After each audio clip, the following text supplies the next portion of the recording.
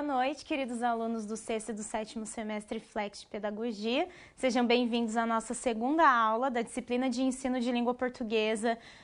Nos anos iniciais, aí, nós estamos vendo na aula de hoje os gêneros discursivos e textuais, e especificamente nesses anos iniciais, então, processo de alfabetização. Bom, eu já me apresentei na semana passada, eu sou a professora Andressa Lopes e eu sou do curso de Letras, mas trabalho também com a pedagogia. Para iniciarmos a nossa aula de hoje, então, eu convido vocês a acompanharem os objetivos da disciplina.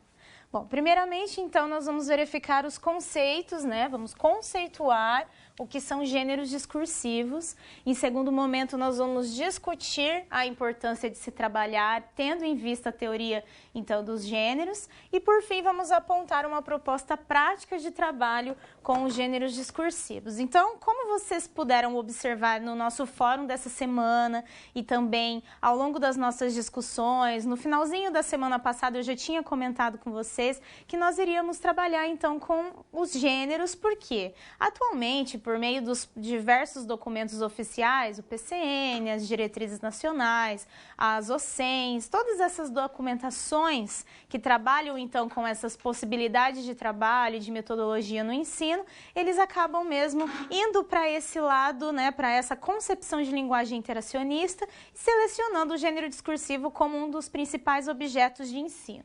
Então, a aula de hoje é um destaque para esse objeto, porque ele realmente tem mostrado, por meio de pesquisas práticas e teóricas, que ele é efetivo no ensino de língua portuguesa. Vamos começar, então? Acompanhem comigo a primeira discussão, que é as práticas sociais dos alunos. Vamos lá? Bom, em seguida a gente pode acompanhar quais conhecimentos o aluno precisa adquirir. Então, quais são esses conhecimentos? O que a gente precisa ensinar para os nossos alunos em sala de aula? O que tem que ser abordado nesse cotidiano com o aluno? Segundo os parâmetros curriculares, né, os PCNs e a Base Nacional Comum, o aluno em língua portuguesa necessita desenvolver competências discursivas para atuar socialmente de forma satisfatória. Então, o que a gente precisa dentro de língua portuguesa desenvolver? Competências discursivas para essa atuação social desse aluno. Isso não quer dizer, então, que somente a gramática ou somente o texto vai dar conta desse agir em sociedade. Então, é por isso que essas propostas e a nossa discussão durante toda a disciplina de ensino de língua portuguesa é entender que são conhecimentos que envolvem o uso da linguagem, mas nem sempre eles são somente da área de linguagem. Quando a gente fala em interdisciplinaridade, a gente está falando justamente nisso, nessa questão de utilizar várias áreas de conhecimento para apresentar um conteúdo para os nossos alunos.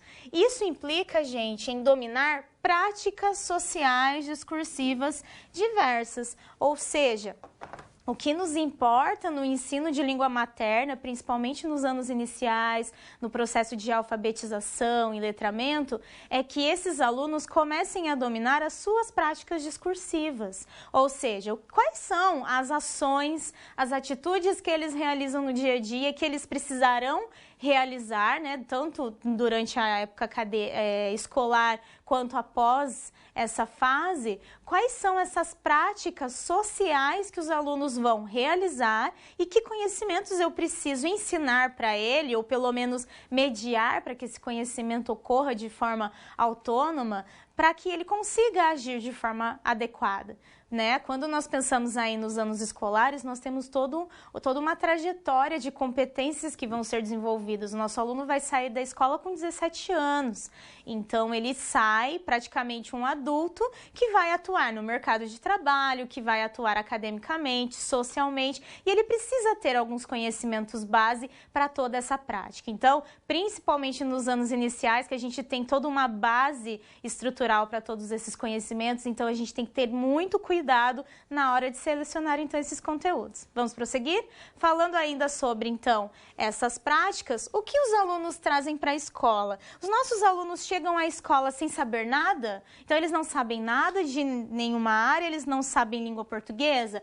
Não, gente, os alunos já chegam à escola com uma bagagem cultural. Por mais simples ou por mais restrita que seja essa bagagem cultural, essa vivência dele em sociedade, ele ainda tem essa experiência. Os lugares que ele frequenta com os seus pais, as conversas que ele tem com os seus amigos. Então, tudo isso está relacionado a essa bagagem cultural que ele vem então para a escola, cada um com a sua bagagem. Então a turma traz várias práticas diferentes que devem ser consideradas. Então eles já possuem interações sociais e práticas cotidianas que relacionam-se às práticas de leitura e escrita. Alguns pais leem para eles antes de dormir.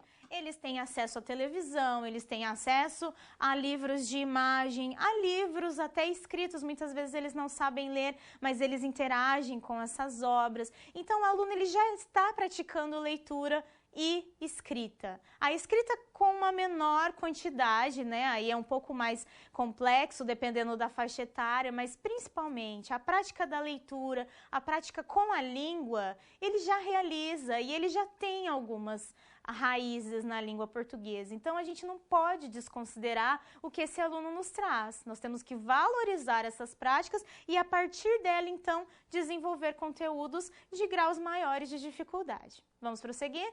Ainda falando dessa discussão, vamos pensar um pouquinho no ensino da língua portuguesa e as práticas do letramento.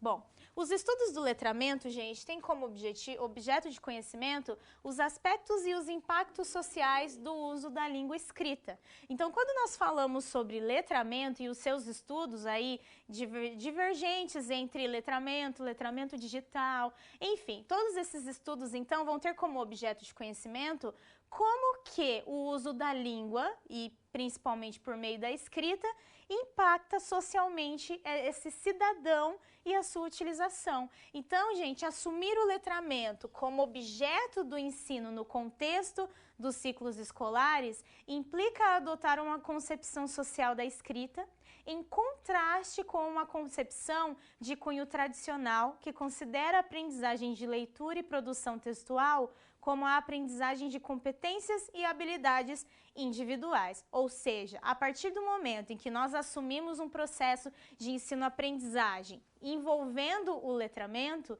então o nosso objeto de ensino, ele vai adotar o quê? Uma concepção social da escrita. Então nós temos que pensar que a língua é um fato social, ou seja, ela tem os seus usos, as suas especificidades na fala e na interação social. É por meio da interação social, inclusive, que todas as modificações de linguagem são realizadas. E aí nós temos que deixar um pouco de lado o cunho tradicional desse ensino. Por quê? Quando nós falamos no ensino tradicional, nós vamos para aquela parte de ensino de língua portuguesa em que nós ensinamos uma gramática descontextualizada, nós não consideramos os conhecimentos que os nossos alunos têm, nós não vamos considerar também o nível de leitura que eles realizam, onde isso é aplicado. Então a gente vai perder um pouco essa questão do social, da língua e desses cidadãos, né, desses indivíduos construídos ali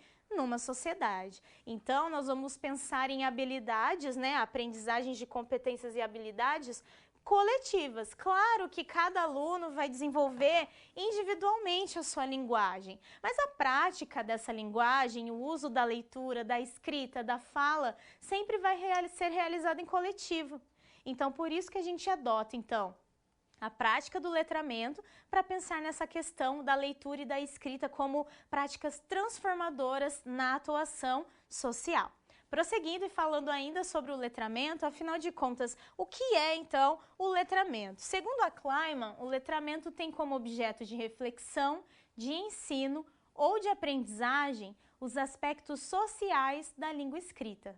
Assumir como objetivo o letramento no contexto do ciclo escolar implica adotar na alfabetização uma concepção social da escrita, como eu disse para vocês, em contraste com uma concepção tradicional que considera então a aprendizagem de leitura e produção textual como aprendizagem de habilidades individuais. Então, como eu disse para vocês nesses dois slides, que é a mesma citação, nós estamos nos referindo então ao letramento do ponto de vista de reflexão. A língua ela vai começar a ser pensada principalmente na prática da leitura e da escrita. Ah, professora, mas e as práticas de oralidade e análise linguística? Gente, a prática de oralidade e análise linguística estão associadas às escolhas desses objetos de letramento, das práticas sociais que nós selecionamos aos nossos alunos. Letramento não quer dizer práticas da cultura letrada, quer dizer que nós vamos utilizar as práticas sociais e a reflexão sobre elas, socialmente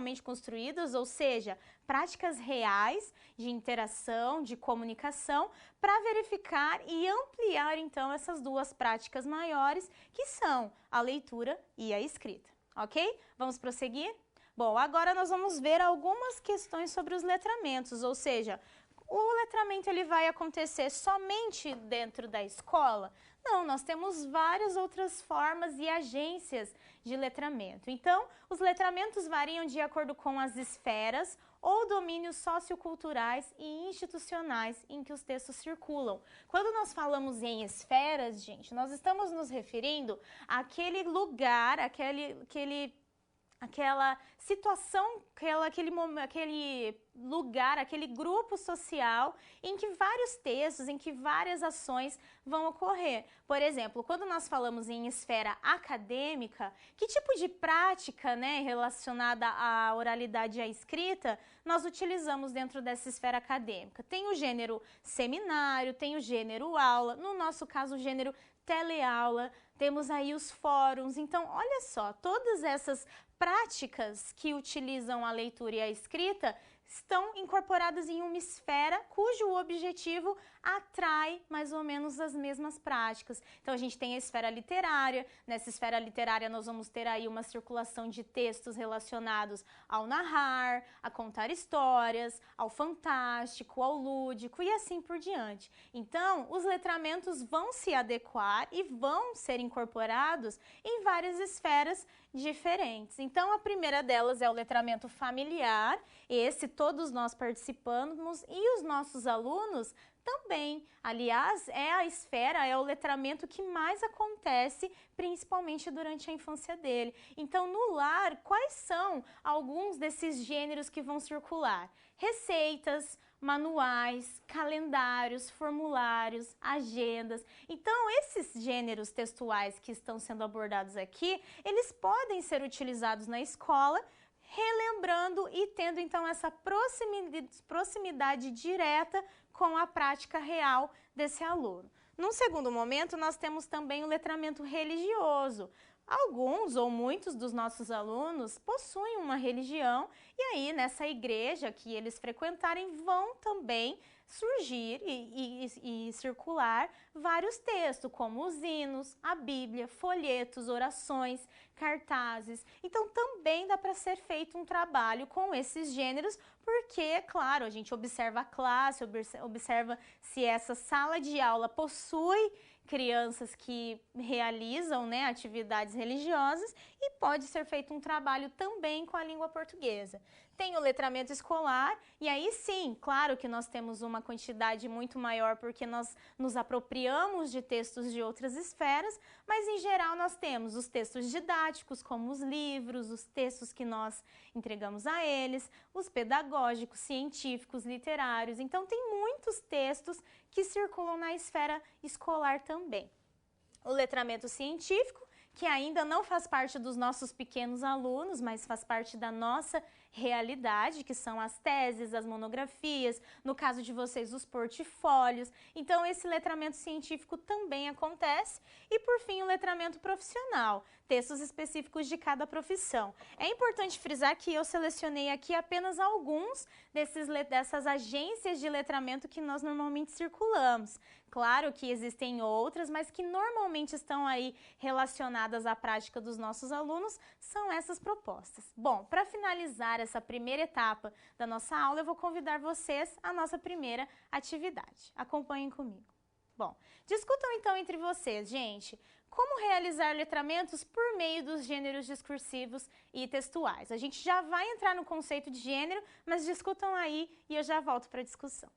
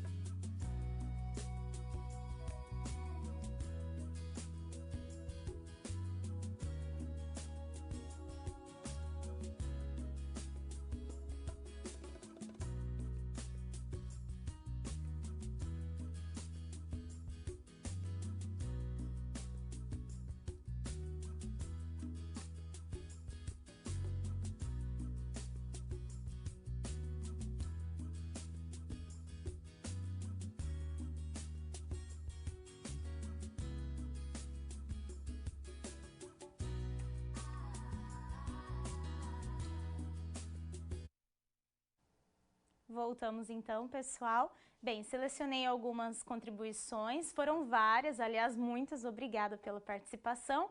Vamos comentar então as participações de vocês. Teresópolis, Rio de Janeiro, comenta que a aluna Geisa aponta que poderia ser por construção de cartas, receitas culinárias. Então ela deu exemplos de como relacionar então esses gêneros textuais frequentes nas práticas sociais desses alunos. Muito bem, é um excelente exemplo.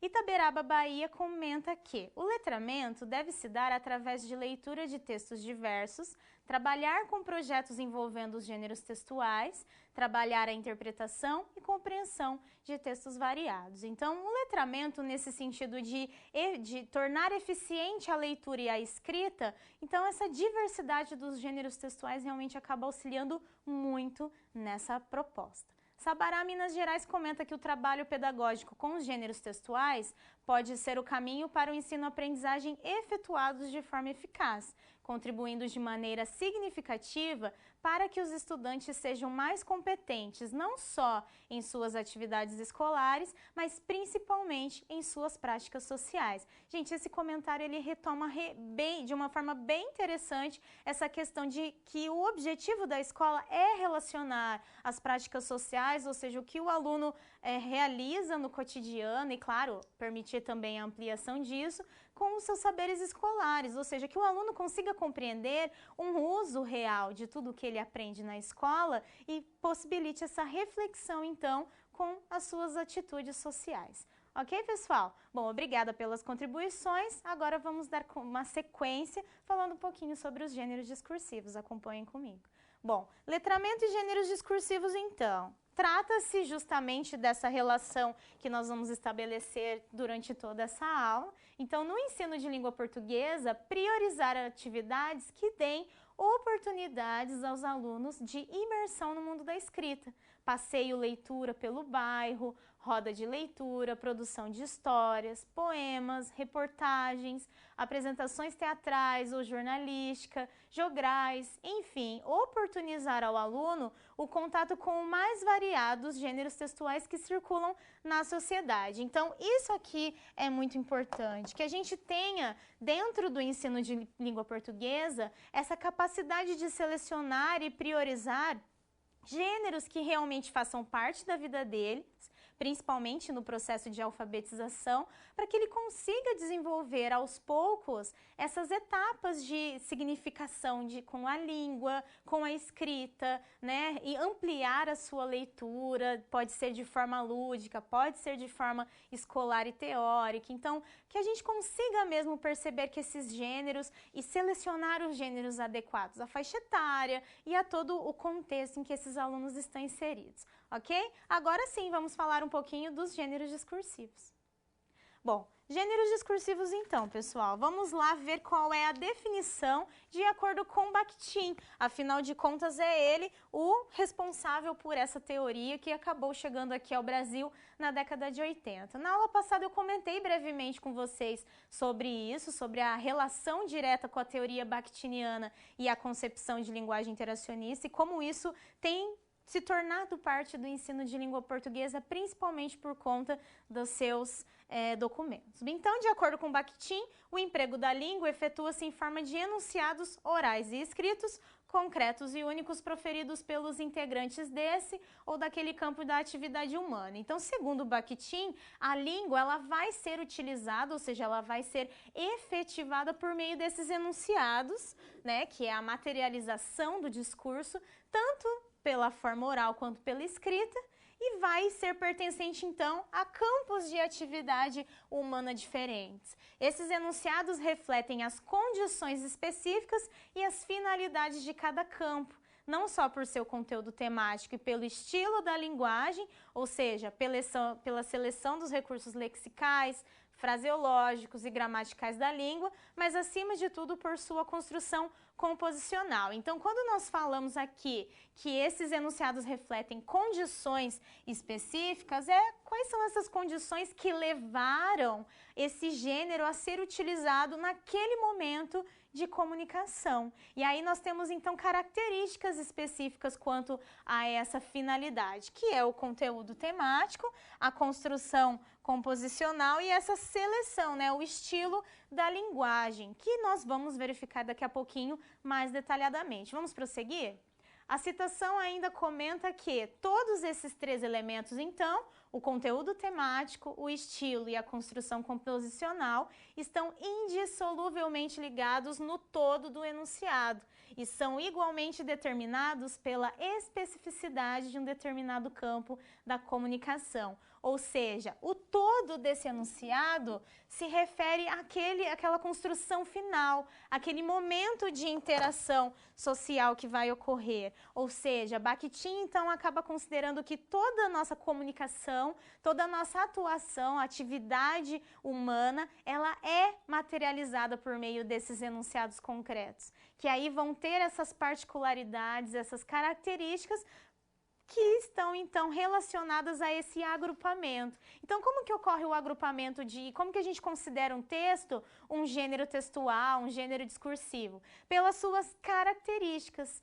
Quando a gente fala, por exemplo, aquele gênero que possui rimas, que possui versos, que possui estrofes, e essas estrofes são divididas em versos que normalmente compõem rimas internas ou externas, normalmente ele é subjetivo, automaticamente vocês já começam a pensar em um gênero, que seria o quê? O poema. Então, essas características básicas que a gente começa a relembrar são essas características essenciais de todo o gênero textual. E cada um tem essas regularidades. Tudo bem que o fato do autor, né, de ser uma pessoa uma pessoa singular, ter as suas concepções, influencia muito nessas mudanças, mas normalmente a forma desse texto acaba sendo o mesmo em todas essas produções. Bom, vamos falar ainda sobre gênero e agora vamos verificar então quais são essas características. Acompanhem comigo. Bom, quando a gente fala então de gêneros discursivos e textuais, nós estamos falando de tipo relativamente estáveis de enunciados. Por que Bakhtin chama isso de relativamente estáveis? É justamente por essa coisa que eu acabei de falar para vocês. Quando a gente diz que algo é relativamente estável, no caso aqui dos enunciados, quer dizer que essas características, essa construção, essas marcas da linguagem, elas podem ser repetidas, mas não quer dizer que totalmente. Por isso a palavra relativamente, porque como possuem características próprias e que normalmente apresentam essa regularidade, normalmente a gente acha que é um modelinho pronto. Mas não é, porque isso é uma interação social, né? O gênero ele é a materialização dessa interação, desse momento de comunicação em sociedade. Então, naquele momento específico, pode ser que algumas dessas características se transformem aos poucos, justamente por conta do uso da língua, da realidade e do dinamismo que é a nossa atuação em sociedade. As características são, então, conteúdo temático, construção composicional e estilo. Vamos verificar a primeira? Acompanhem comigo. O conteúdo temático é o quê, gente? Ele é um objeto de sentido e interacionalmente construído. É o assunto que o gênero aborda. Então, toda vez que nós falarmos de conteúdo temático, não quer dizer que um determinado gênero vai utilizar somente aquele conteúdo temático. Pelo contrário, né? Quando nós falamos em tema, em assunto, claro que aí dentro de uma esfera comunicativa, dentro de um gênero, normalmente esse tema ele vai ser mais recorrente, mas não é uma regra. Então, quando falarmos em conteúdo temático, se trata do assunto que aquele gênero está abordando no momento da leitura, no momento da produção do texto, e esse conteúdo tem que ser abordado em sala de aula, porque é por meio dele que a interpretação textual vai ocorrer e vai permitir esses trabalhos com leituras mais ou menos aprofundadas. Vamos para a próxima característica? Agora nós falamos então da construção composicional. Bem, trata-se então da estrutura do gênero. É aquilo que eu falei para vocês, é a forma desse gênero, é a forma que esse texto tem e que normalmente vai ser empregada toda vez que nós nos referirmos a esse gênero. Então, quando nós ensinamos o gênero em sala de aula, é importante que a gente mostre essa estrutura, principalmente para que o aluno consiga depois assimilar as diferenças e as proximidades entre os gêneros trabalhados. São os elementos da organização textual. Então, quando nós imaginamos um esqueleto daquele texto, são esses elementos da estrutura que nós temos que pensar. E aí eu dei um exemplo para vocês, antes até dessa abordagem, que era o poema. Nós sabemos que a construção do texto, então, é por meio de estrofes, divididas em versos, com rimas, são elementos que delimitam a forma do texto em questão. Então, toda vez que nós nós pensamos num texto, normalmente ele está relacionado a uma forma. E aí o poema, além de servir como um ótimo exemplo para a nossa abordagem, é um ótimo exemplo de trabalho em sala de aula também. Até os pequenininhos, eles podem trabalhar com a questão da subjetividade, com a questão da poética, com essa combinação das palavras, porque o poema realmente é isso, é utilizar essa poesia, utilizar esses elementos da própria organização textual para mostrar, então, essa sentimentalidade ou essa delimitação da arte que normalmente ocorre na literatura. Vamos prosseguir falando ainda sobre as características dos gêneros. Nós vamos ver agora as marcas linguístico-enunciativas ou estilo. Então, Bakhtin chama essas especificidades no uso da língua de marcas linguístico-enunciativas ou estilo. São o quê? São escolhas lexicais, gramaticais, sintáticas que o gênero exige ou que o autor adota. O que são escolhas lexicais? Lexical, gente, são os termos, são as palavras que a gente escolhe, né, o vocabulário que a gente escolhe numa determinada composição. Quando nós falamos em crianças, e principalmente no processo de alfabetização, o número de palavras, né, o domínio vocabular delas ainda é muito restrito. Normalmente são palavras que elas ouvem na sala de aula, que elas ouvem em casa, então está relacionado a esses recursos lexicais. Os recursos gramaticais estão relacionados à composição estrutural das classes de palavras, a formação desses elementos dentro do texto, e sintáticas, quando a gente se refere então à disponibilização das orações, das frases, os elementos sujeito, verbo, predicado, como que tudo isso possui uma coesão, uma coerência, uma relação entre isso. Então, todos esses elementos específicos da língua e da linguagem estão dentro, então, do estilo de um gênero discursivo. O estilo da linguagem e de seus elementos são adequáveis ao gênero, mas é importante considerar que a individualidade do autor também pode ser incorporada ao gênero. É aquilo que eu disse para vocês. Por mais que esse gênero ele tenha uma estrutura definida, características específicas, ele pode também possuir algumas irregularidades, que na verdade não são irregularidades, são usos específicos desse autor, que acabam influenciando na hora da composição. Por isso que nós mostramos para o nosso aluno que há uma forma, que há uma estrutura, algumas regras quanto ao uso da linguagem, mas que o seu lado individual ele também pode ser incorporado. Afinal de contas, é uma interação social. Os demais envolvidos nesse processo também vão influenciar na escolha da linguagem. Por exemplo, imaginem vocês que eu vá elaborar uma palestra. Só que assim, o meu público-alvo dessa palestra é o quê? São crianças. Então eu vou levar brinquedos, eu vou levar atividades lúdicas, vou levar cantigas, músicas infantis. Mas o mesmo assunto, uma semana depois, eu vou aplicar para uma turma de ensino médio. Eu já não posso levar todos esses recursos, porque o meu público mudou, então a minha linguagem vai mudar e as minhas seleções, a minha organização também. Então esse interlocutor, esse público para quem esse texto é destinado, também influencia nessas marcas linguísticas, ok? Vamos prosseguir. Agora, um dos elementos fundamentais de todo gênero e de qualquer texto, qualquer momento de comunicação, que são as condições de produção. Por quê? Porque, como Bakhtin disse, essas condições de produção estão relacionadas totalmente às características do gênero. Por quê? As condições de produção são os elementos que permeiam todo o discurso, orientando e possibilitando construir um panorama do contexto e da situação em que foi realizada a interação social, ou seja, toda interação social, toda comunicação que nós vamos estabelecer, nós sempre vamos observar essas condições de produção para que aquela interação, para que aquela comunicação ocorra de forma correta, satisfatória e que o meu interlocutor consiga dialogar comigo no momento dessa comunicação. Quais são, então, esses elementos da interação social? Primeiramente, o locutor, que é a posição social de autor e de produtor do texto.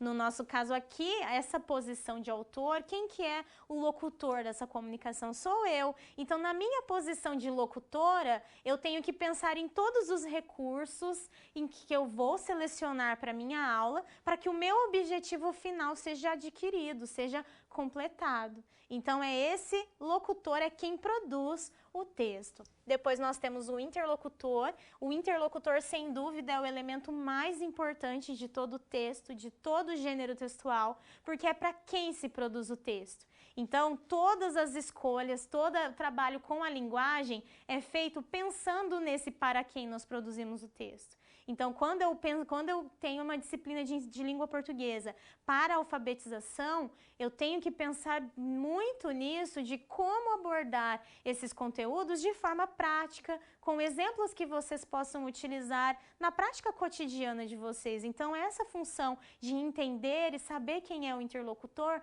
é realmente muito importante. Temos também a finalidade, que é o objetivo ou a intenção de uma produção textual, de uma interação social. Por exemplo, aqui nós temos uma finalidade. Qual é? Ensino-aprendizagem, que haja uma troca de conhecimentos e que ao término dessa aula, das nossas aulas atividades, vocês saibam o que é um gênero discursivo, vocês saibam o que é letramento e saibam como conduzir esses dois elementos na prática em sala de aula de vocês. O veículo, que é a forma na qual nós enviamos o texto, ou seja, é como esse texto é entregue, como que essa comunicação vai chegar. No nosso caso aqui, é um ensino à distância, então a forma de enviar é online. Então, é uma forma diferenciada e muito pertinente na atual realidade que nós vivemos. O contexto são as informações sócio-históricas e culturais que permeiam essa comunicação, esse texto. No caso aqui, o nosso contexto é pedagogia. Eu sou uma professora de língua portuguesa, pensando nessa prática pedagógica de vocês. Então, a disciplina, ela normalmente tem um caminho diferente se fosse em outro contexto, por exemplo. E, por fim, o lugar de circulação, que é a esfera social que circula o texto. No nosso caso aqui, é a esfera acadêmica, mas, ao mesmo tempo, por ser uma disciplina prática, ela vai ser aplicada também ao quê? A uma esfera escolar. Então, olha que interessante, a gente consegue, então, verificar em toda a comunicação, em toda a interação social, essas condições de produção e como que isso conduz, então, o nosso uso com a linguagem para que ele seja adequado e para que seja o mais coerente possível com essa situação de comunicação. Bom, falando ainda de gêneros discursivos, Bakhtin apresenta duas classificações, que são os gêneros primários e secundários, que é o que a gente vai verificar agora. Acompanhem comigo. Bom, classificação então dos gêneros. Nós temos duas, os gêneros primários e os gêneros secundários. Vamos para os gêneros primários? Bom, os gêneros primários, então, gente, são os gêneros simples, sem grandes elaborações e surgem da necessidade imediata de comunicação.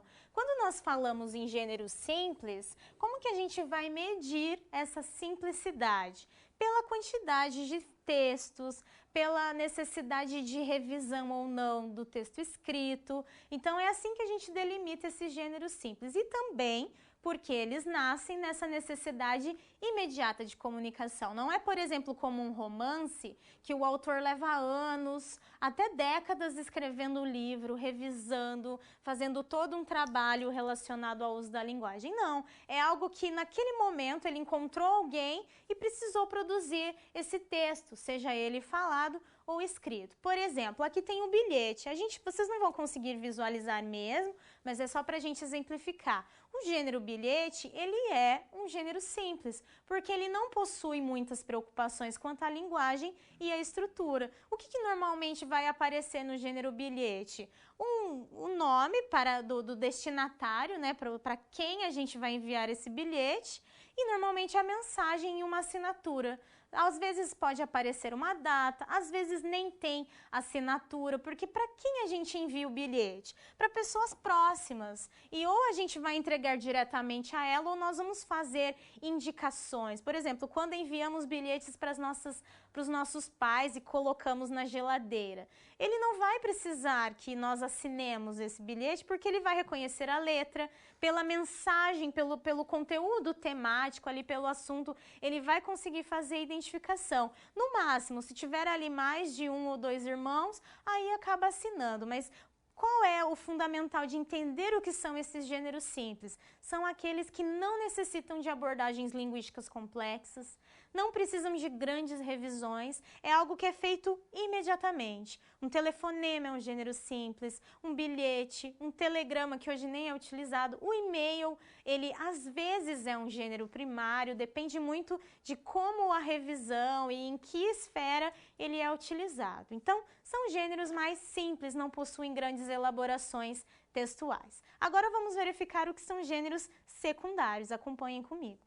Bom, os gêneros secundários, eles são mais complexos, ou seja, eles vão apresentar, então, características diferentes. Geralmente, são transformações que as interações sociais exigiram de modo natural, ou seja, em um determinado momento da história, num determinado momento, aquele gênero simples não era mais necessário, houve uma transformação e aí exigiu-se então uma nova abordagem. A sua construção ela é mais elaborada e segue estruturas mais complexas, ou seja, é aquele gênero discursivo que vai exigir maior domínio da língua, maior domínio de produção de texto, exige normas específicas. Então são gêneros que realmente vão circular em esferas aí em que os sujeitos locutores vão possuir determinados domínios da linguagem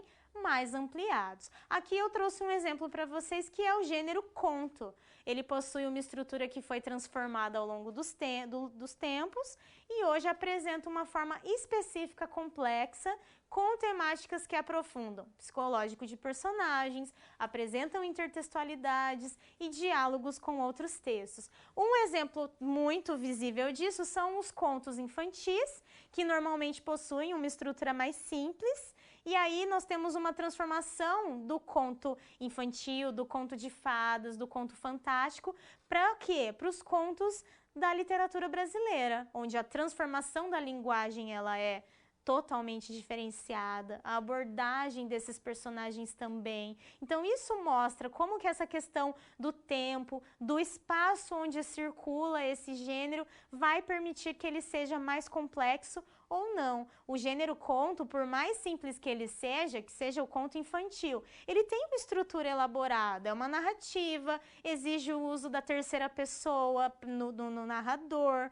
tem personagens, existem, no caso dos livros infantis, a imagem que tem que estar relacionada com esse texto. Então aí você consegue perceber que já não é algo de uma comunicação imediata, é algo elaborado com mais tempo para que seja feito um trabalho de leitura, de literatura e assim por diante, ok?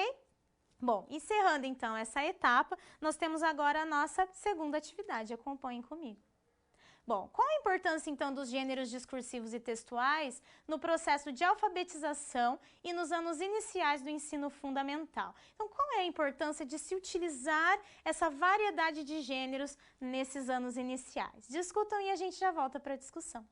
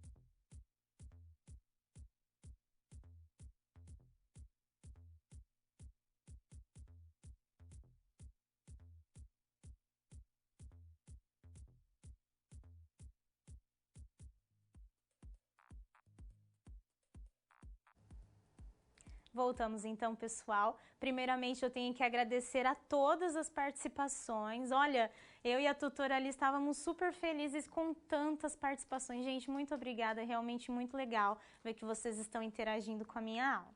Bom, selecionei então 5 comentários, 5 contribuições para a gente discutir esse assunto, que é a contribuição então dos gêneros textuais com o ensino, com o processo do ensino aí nos anos iniciais. O primeiro vem lá de Rondonópolis, que diz: a forma mais coerente para se trabalhar o ensino dos gêneros textuais é, portanto, levar os alunos a interagir em situações concretas de uso da língua. Por isso, é importante se ter a consciência de que a instituição escolar é tomada como autêntico lugar de comunicação e as situações escolares como ocasiões de produção e recepção de textos. Gente, excelente! O trabalho de gêneros tem que ser pensado mesmo com essa relação da recepção e da condição de produção desse texto e principalmente relacionar-se então com essa prática real na utilização da língua. Depois nós temos um comentário de Sabará, Minas Gerais, que diz que os gêneros textuais escritos, charge e resenha, permitem que o professor e os alunos possam lidar com a língua nas situações de uso formal e informal. Portanto, a partir do trabalho com atividades propostas por um referido livro, pode-se levar os educandos a desenvolver habilidades da oralidade através de uma enquete e do resumo oral, da escrita por meio do texto da opinião de resenha crítica. Então, foi bem legal. O Polo sugeriu, então, 2 opções de gêneros para serem trabalhados e as abordagens, que, aliás, daqui a pouco a gente vai conversar sobre isso também. Jaru diz que é importante trabalhar os mais diversos tipos de gêneros textuais, principalmente temas conhecidos do educando. Isso facilita também a compreensão e o entendimento para a produção textual, bem como a leitura e interpretação. Isso mesmo, né? Os temas, principalmente com crianças, a gente tem que fazer um recorte bem adequado à faixa etária, ao que eles já conhecem. Claro que a gente não pode ficar só na realidade dos alunos, mas é importante que a gente parta dessa realidade, do que eles já conhecem, para um aprofundamento maior dos temas. E aí, agora um comentário de Ji Paraná, eles comentam que capacitar o aprendiz a fazer o uso das linguagens oral e escrita nas mais diferentes situações comunicativas, o que é essencial para a sua plena participação social como cidadão. Exatamente, tanto o domínio oral quanto da escrita devem ser realizados trabalhos, então, para que ele atue em sociedade. E Luiz Eduardo Magalhães, Bahia, que diz: dar ao aluno a oportunidade de menção no mundo da escrita e ter um conhecimento aprofundado sobre os gêneros textuais e como são fundamentais para uma boa comunicação no cotidiano. Ok? Essa também é cotidiano, tem continuação, gente, proporcionando o sentido do que ele vê e ouve na mídia, por exemplo, contextualizando.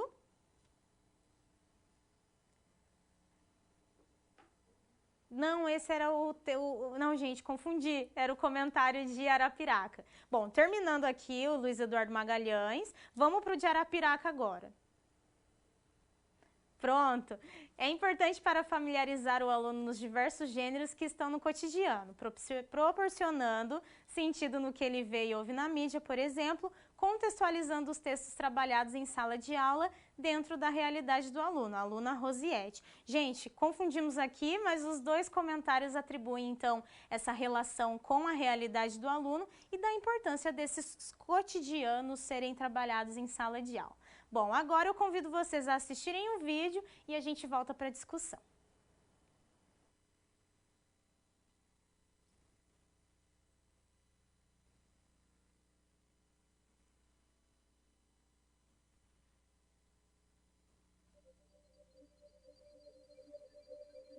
Por que os gêneros têm sido considerados, por pesquisadores e professores, excelentes ferramentas de ensino? Para responder esta questão, é importante refletirmos sobre o que são gêneros textuais e como trabalhar com eles.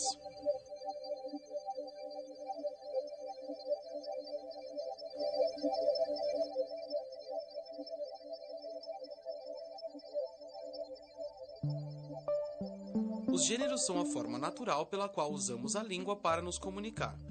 Não é possível falar nem bom dia sem utilizar um gênero textual. Um exemplo de gênero bem conhecido é a carta de amor, embora cada uma delas tenha características bem diferentes, dependendo, por exemplo, de quem a escreve e da época em que foi escrita. Mas quando lemos uma carta de amor, sabemos logo do que se trata. Um outro exemplo, desta vez oral, é a narração de um jogo de futebol pelo rádio. Tanto um como o outro gênero têm aspectos muito conhecidos que permitem seu reconhecimento imediato.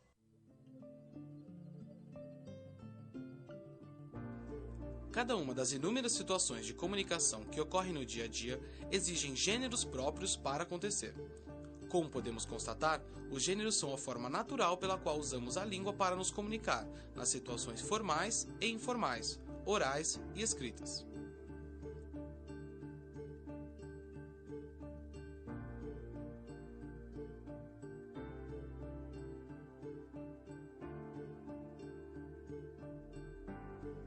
Há situações que nos comunicamos de maneira bem informal. Estes são gêneros primários que não precisam ser ensinados na escola, são aprendidos no uso diário. Eles podem ser orais ou escritos.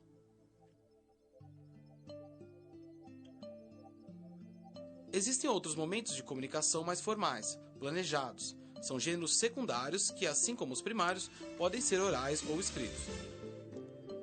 Eles precisam ser ensinados na escola para que os alunos possam dominá-los como instrumentos de comunicação indispensável para o exercício da cidadania. Levando a você os assuntos mais importantes do dia no Brasil e no mundo. Em nome de todos os profissionais que fazem e que fizeram o JN, nós dizemos muito obrigado. Uma boa noite para você. Boa noite, bom fim de semana.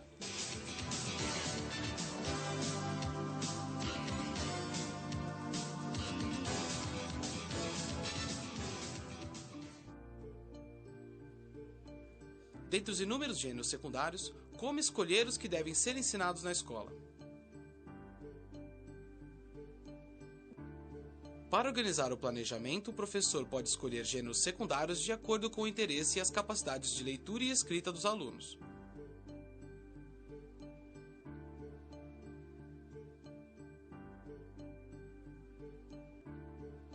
Dawes e Schneuli, dois especialistas de Genebra, elaboraram uma tabela com os grupos de gêneros orais e escritos que devem ser ensinados na escola e que podem ajudar o professor no seu planejamento.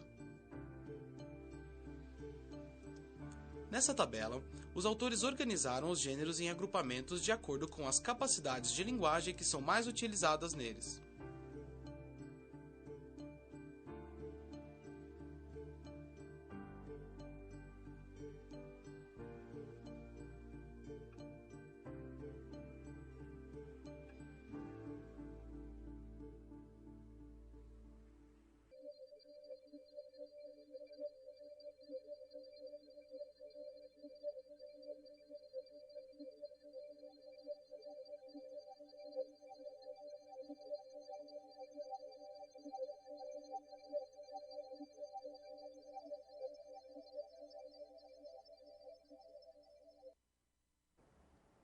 Voltamos então, pessoal. Bem, esse livro, esse videozinho apresentava de uma forma breve a questão do gênero, uma tabela apresentada que eu vou mostrar para vocês daqui a pouquinho.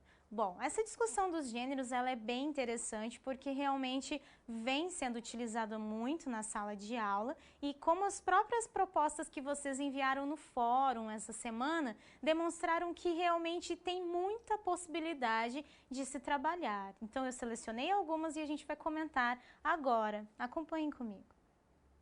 Bom, os gêneros discursivos e os eixos e práticas de ensino. Então, por meio dos gêneros discursivos, há a possibilidade dinâmica de um ensino que contemple os eixos de ensino de língua portuguesa. Gente, quais são os eixos, então, de ensino de língua portuguesa? Passei para vocês na aula passada. É a oralidade, que é o trabalho, então, com a língua falada.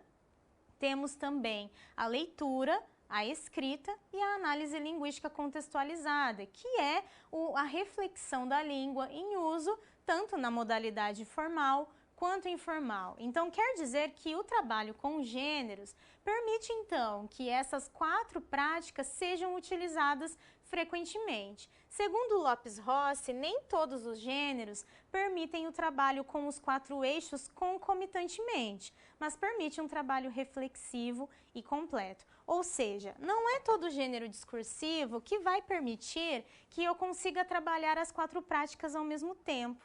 Mas nós conseguimos fazer aí, em cada gênero, ao menos 2 práticas, que são leitura e escrita, né? No caso dos gêneros orais, aí a gente tem essa parte prática relacionada à oralidade. Por exemplo, o gênero canção. O gênero canção é um ótimo gênero para trabalhar na escola. As cantigas de roda, as cantigas populares, as canções, as músicas infantis. Contudo, a gente não consegue realizar uma produção de uma canção com a parte melódica e a letra em sala de aula. Em contrapartida, a gente consegue trabalhar com vários outros elementos, como trabalhar a sensação da escuta da canção, trabalho com a letra, a questão da rima, da métrica, da combinação das palavras. Então, tudo isso dá para ser trabalhado em sala, mas algumas práticas e alguns gêneros acabam não permitindo todas elas ao mesmo tempo. Além disso, nós temos um curto tempo para trabalhar muitos conteúdos.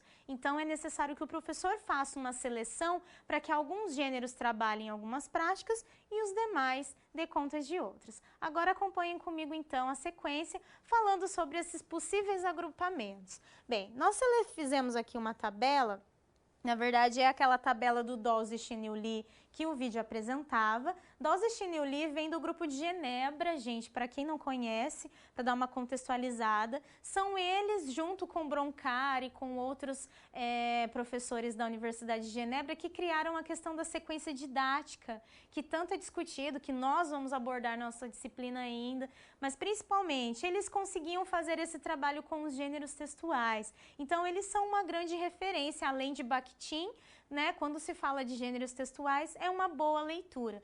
Eles separaram então o quê? Domínios sociais de comunicação, aspectos tipológicos e capacidade de linguagem dominante e como que isso pode ser abordado em quais tipos de gêneros. Então, nós temos aqui do lado esquerdo os domínios, né, o que pode ser trabalhado, e do lado direito os exemplos de gêneros que possuem essas características. Então, a gente tem ali cultura literária, narrar, mimesis de ação através da criação da intriga no domínio do verossímil. Então, que gêneros que a gente pode trabalhar quando nós queremos dominar estes aspectos? O conto maravilhoso, o conto de fadas, a lenda e as narrativas de aventura. Então, vários desses foram citados na nossa atividade dessa semana. A lenda é muito importante, gente, porque trata da popularidade, da cultura popular do Brasil. Então, trabalhar aí com as nossas lendas é realmente um ponto bem importante para a gente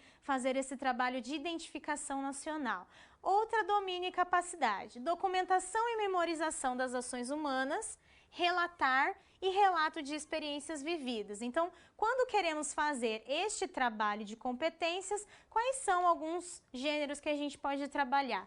Diário íntimo, autobiografia e o currículo vitae, mas aí para os mais grandinhos que vão utilizar mais para frente. Bom, quando a gente fala, então, em diário e autobiografia, aliás, vocês também sugeriram isso nas nossas atividades. Então, vocês estão bem por dentro desses elementos e dos gêneros que devem ser trabalhados. Outra capacidade, discussão de problemas sociais controversos, argumentar, sustentação, refutação, negociação de tomada de posição. Então, quando queremos abordar estes domínios, que gêneros podemos trabalhar? Textos de opinião, diálogo argumentativo e debate regrado. Outro domínio e conhecimento, transmissão e construção de saberes, expor, apresentação textual de diferentes formas de saberes. Quais são os gêneros que podemos trabalhar? Exposição oral, seminário e conferência. E por fim, temos mais domínios que estão relacionados ao quê? Instruções e prescrições, descrever ações e regulação mútua de comportamentos. Enquanto quais são, então, esses gêneros? Receitas, regras de jogo e instruções de usos. Então, vocês podem perceber que nessa tabela nós temos aí vários gêneros que podem ser trabalhados com as crianças. Vários. A receita foi muito comentada por vocês, os jogos, então as regras de jogos dão essa possibilidade de trabalho com algumas capacidades e domínios tanto linguísticos quanto sociais. Vamos prosseguir?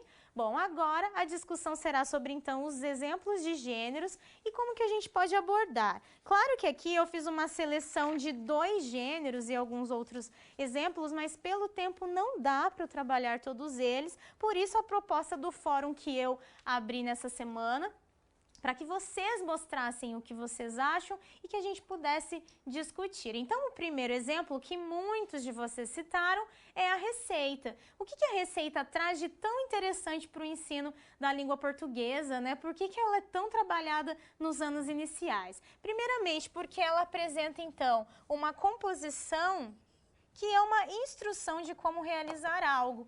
E qual é a relação que muitos de vocês disseram e que a receita possui, então, essa particularidade com essa fase da criança? Porque a receita é algo realizado em casa.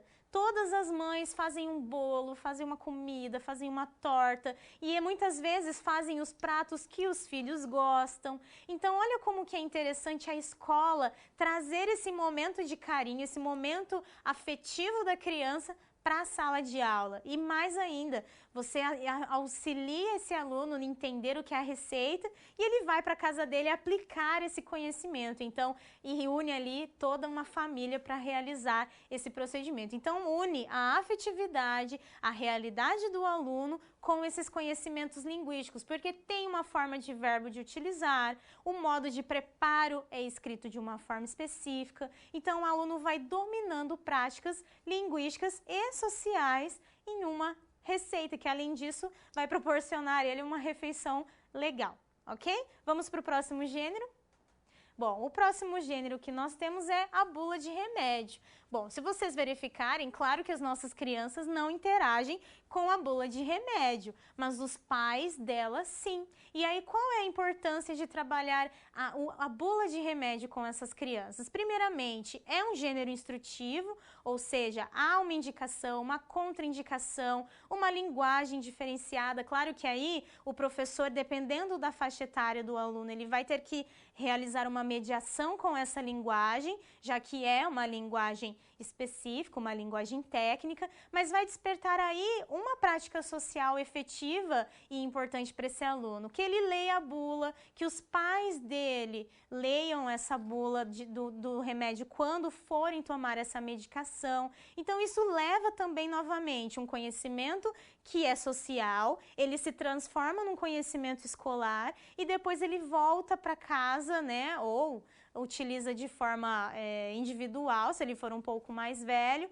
de uma forma adequada. Então, além de auxiliar na construção de conhecimento escolar, ele leva isso para a prática dele em sociedade. Então, mais um gênero interessante que pode ser trabalhado em sala de aula. Vamos prosseguir?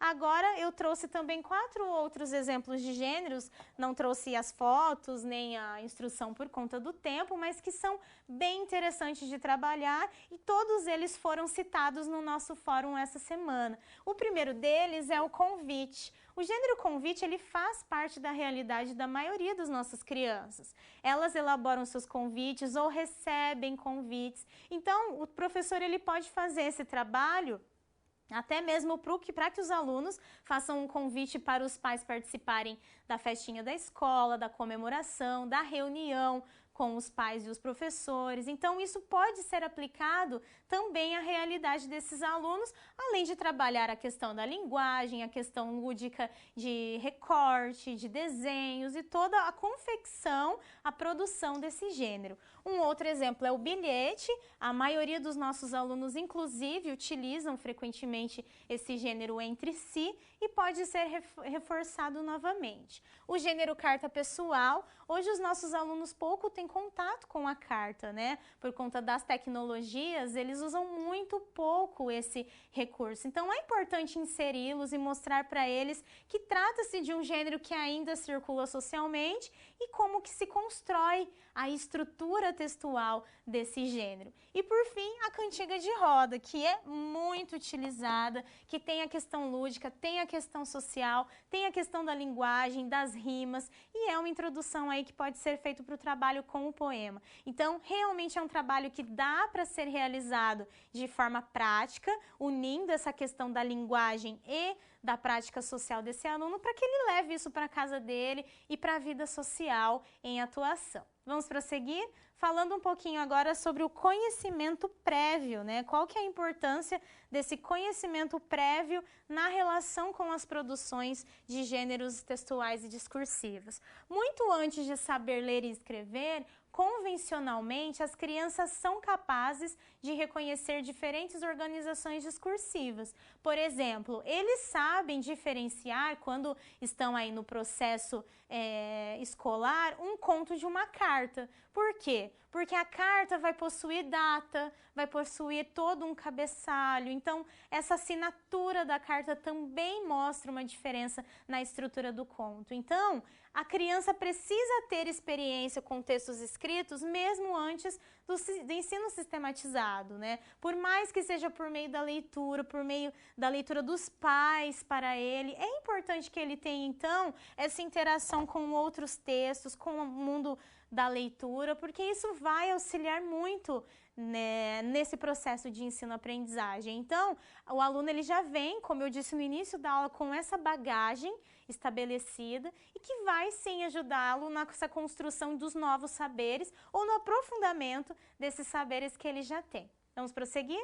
Falando agora um pouquinho sobre o processo de alfabetização, que é uma parte muito importante para vocês, é uma etapa de constituição. Deveria ser banido da prática alfabetizadora todo e qualquer discurso, texto, frase, palavra ou exercício que não esteja relacionado com a vida real ou o imaginário das crianças, ou em outras palavras, que não esteja por elas carregado de sentido. Essa é a citação de Oliveira, de 98. Ou seja, a opinião aqui em relação a esse processo de alfabetização, a essa construção da leitura e da escrita, tudo tem que estar relacionado com a vida real dele ou com o imaginário das crianças, porque é claro que a gente tem essa preocupação com a realidade, com a sua prática social, mas a gente não pode esquecer do lúdico, de criar a imaginação, que o aluno tenha uma criatividade, que desperte a imaginação dele durante uma leitura,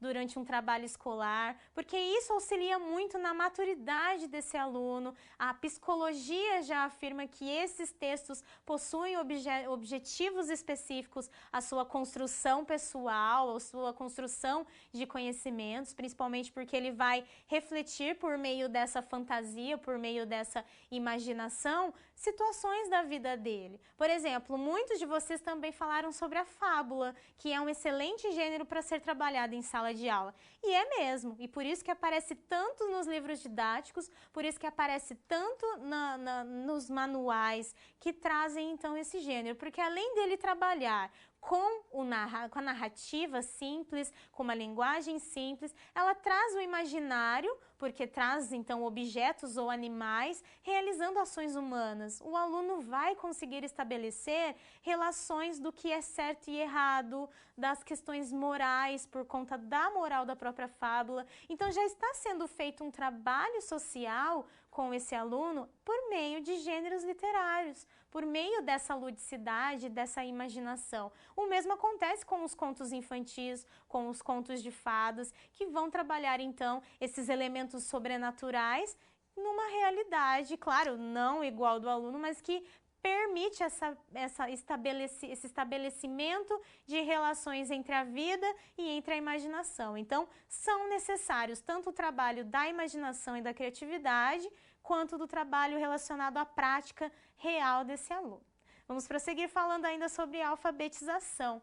Os gêneros discursivos, então, na alfabetização, vão auxiliar de que forma? Bom, gente, tal prática, construída por meio de gêneros textuais, permite, primeiramente, a construção de saberes de forma prática, ou seja, nos gêneros que a gente pode utilizar, então, essa relação com o cotidiano, com a vida desse cotidiano, nós conseguimos perceber aí que há o quê? Um estabelecimento desses saberes, né? A gente vai ensiná-lo a escrever algumas frases para que ele envie o bilhete para a mamãe e ele vai chegar em casa e vai entregar esse bilhete para a mãe, vai ver que ele pode se comunicar por meio da escrita. Então, são vários saberes e gêneros que vão ser intercalados aí nessa construção de sentidos. Num segundo momento, relacionar as práticas iniciais de leitura e escrita de forma contextualizada, ou seja, que esse aluno ele consiga entender que todas essas práticas de leitura e escrita que eles estão realizando, elas têm estabelecem alguma relação com a realidade deles, ou seja, que eles vão utilizar todos aqueles conhecimentos apreendidos na escola na sua sociedade, por meio do contato com os seus amigos, com os seus familiares, né, na escola, para auxiliar na construção de outros conhecimentos. Muitos querem aprender a ler para poder ler sozinhos os seus livros que a mãe ou o pai ou eles viram na biblioteca. Então, o professor ele tem que fazer esse incentivo com a leitura e a escrita. Continuando, vamos verificar como que ocorre, então, esse desenvolvimento da linguagem e a criança. Bom, histórias, contos, quadrinhos, fábulas, contar sobre o personagem de uma história possível, inventar moradias, características e cenas que os incluem e impliquem trabalhar com a concretização da linguagem e a estruturação do pensamento ao mesmo tempo. Produzir contextos significativos para dar vida aos personagens e inventar cenários para suas interações. Então, quando a gente faz esse trabalho com histórias, os contos, os quadrinhos, né? A Turma da Mônica é muito utilizada nessa fase, eles têm muito interesse também por essa leitura. As fábulas, como eu disse para vocês, toda essa relação de construção, de inventar ideias, de inventar cenários, criar personagens, tudo isso vai levar ao desenvolvimento da linguagem nesse aluno. Por quê? Porque tudo isso é uma construção progressiva, claro, a cada ano escolar isso vai sendo desenvolvido e principalmente permite essa relação entre o lúdico e a prática escolar. Então ele vai conseguir pensar ali nos personagens, vai lembrar dos livros que ele já viu, as imagens, né, as figuras e conseguir estabelecer na mente dele essa construção. Então os quadrinhos, eles podem começar a produzir os quadrinhos na escola, mesmo que eles ainda não tenham o desenvolvimento do desenho, eles vão fazer os seus rabiscos, os seus desenhos da forma deles, mas isso vai mostrar como que eles concebem aquele texto. Então esse trabalho ele é bem efetivo na hora de trabalhar com a linguagem. Bom, para encerrar esse momento da discussão, eu proponho agora a nossa terceira atividade, que tem relação com o fórum que eu abri essa semana. Então, por que o trabalho com os gêneros textuais e discursivos possibilita uma nova perspectiva para o ensino de língua portuguesa? O que essa abordagem poderá propiciar aos alunos, então? Então, pensem aí como que esse trabalho com os gêneros podem auxiliar, então, esse ensino de língua portuguesa na contemporaneidade. A gente já volta para a discussão.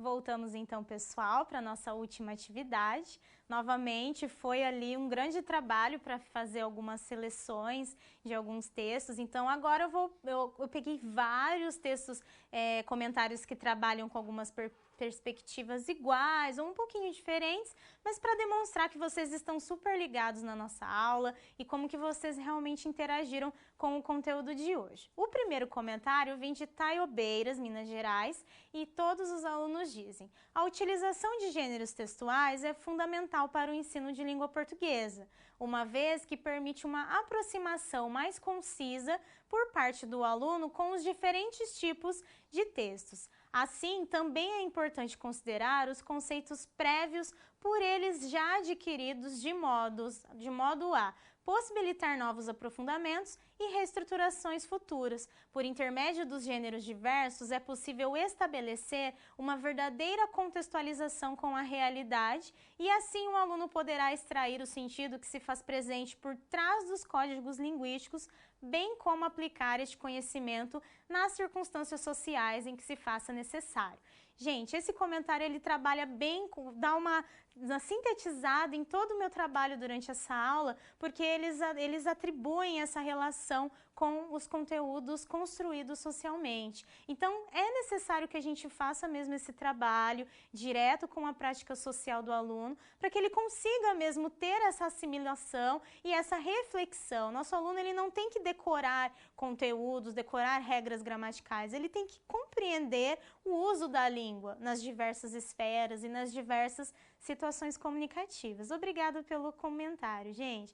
Agora, UBA, Minas Gerais. Quando se trata os gêneros de forma descontextualizada, o aprendizado perde o significado.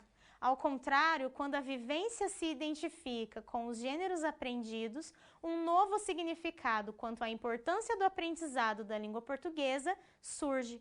Acredita-se, deste modo, estimular o aluno a se abrir a novos aprendizados. Exatamente, esse comentário de Ubá traz também novamente essa questão da importância de se relacionar a vivência, a experiência desse aluno por meio de práticas de leitura, de escrita, de oralidade, de análise linguística, por meio desses gêneros, principalmente os gêneros que estão atrelados aí ao ambiente, à situação dos alunos, das crianças, como os jogos, os gêneros da literatura, como o conto maravilhoso, a fábula, os poemas. Então, isso vai trazer essa relação também com a realidade, mas de uma forma lúdica, criativa, como eu disse para vocês um pouquinho antes da atividade. O próximo comentário vem de Santa Rosa, Rio Grande do Sul.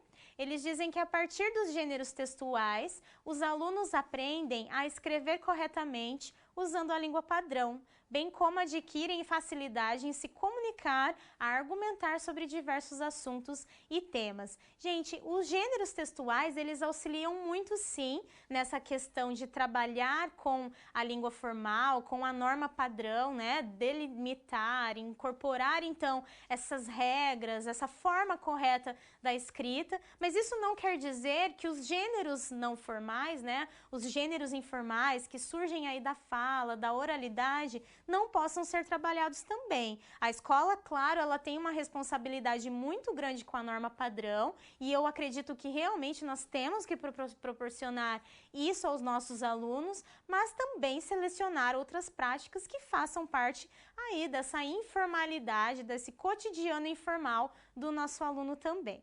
O próximo comentário vem de Santa Cruz do Sul, Rio Grande do Sul. Eles dizem que o uso efetivo da língua portuguesa, professora, além da ludicidade das características específicas de cada gênero. Então, eles falam que é importante trabalhar o uso efetivo da língua, mas também de uma forma lúdica, ou seja, trazer essa relação das brincadeiras, dos jogos, da infância para esse conhecimento escolar. São José dos Campos comenta que ampliar o campo da linguagem oral e escrita, tornando-a mais interessante, facilitando a forma de se expressar, desenvolve o interesse dos alunos em conhecer várias formas de texto. Então, sim, relacionando essa questão da oralidade da escrita com a vida e o uso da linguagem, o aluno tende a se informar e ficar mais curioso sobre essas possibilidades. Itaberaba, Bahia, diz que a leitura figura como um dos principais exercícios para o desenvolvimento da linguagem oral e da autonomia da criança, tornando um sujeito reflexivo e crítico que conhece o mundo e se percebe como sujeito participante tanto do processo educativo quanto do meio social que está inserido. Então, olha que legal, autonomia da criança. A gente pode desenvolver a autonomia, essa liberdade de expressão ainda na infância. Montes Claros, Minas Gerais, diz que a aluna Cristina diz, possibilita a construção